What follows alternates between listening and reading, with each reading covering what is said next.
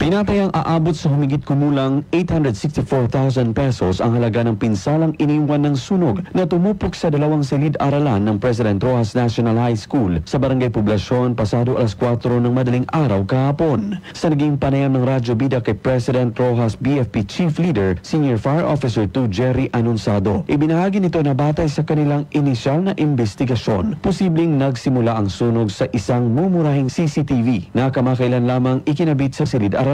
Ayon sa paunang ulat, ang naturang device ay nabili ng mura online at posibleng direktang nakasaksak sa karaniwang outlet, uri ng mga CCTV na kontrolado lamang gamit ang cellphone. Paliwanag ni Anunsado, may posibilidad na nag-overheat ang unit dahil sa manipis na wiring at wattage na hindi angkop sa standard power supply ng bansa. Giit naman ng opisyal, napakahalagang tiyakin ng mga mamimili na may Philippine Standards o PS Mark ang mga binibiling electronic devices para sa kanilang kaligtasan.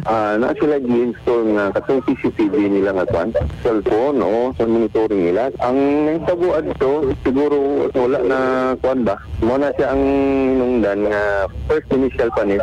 Yes po, ang mga ingani manggod nga situation na to, dili na to siya makalikayan. Kaya usually, ang kana siya mga wire, ana siya mga gagmay. Dili manggod siya ingon sir nga tanan. Okay. Amang po siya, siguro na tungnan lang kanang nangita tagbarato ba? Samantala, suspendido naman ang klase sa paaralan habang patuloy ang investigasyon at structural assessment ng Bureau of Fire Protection upang matukoy kung maaari pang ayusin at magamit ang gusali. Matatandaan naman itong October 13, sumiklab din ang sunog sa isang paaralan sa bayan ng Mlang na tumupok sa 3 silid-aralan. Paalala ng BFP sa publiko na siguraduhin ang kalidad ng mga kagamitan na posibleng pagmula ng sunog upang maiwasang maulit ang nangyaring mga insidente.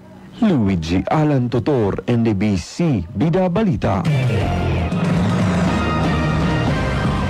Samantala, pinabulaan na naman ni President Roxas National High School Principal Milina Lopez na CCTV ang posibleng dahilan dahil sa labas ng classroom nagsimula ang sunog. Sa ngayon, patuloy ang pakikipag-ugnayan ng Bureau of Fire Protection sa nasabing paaralan.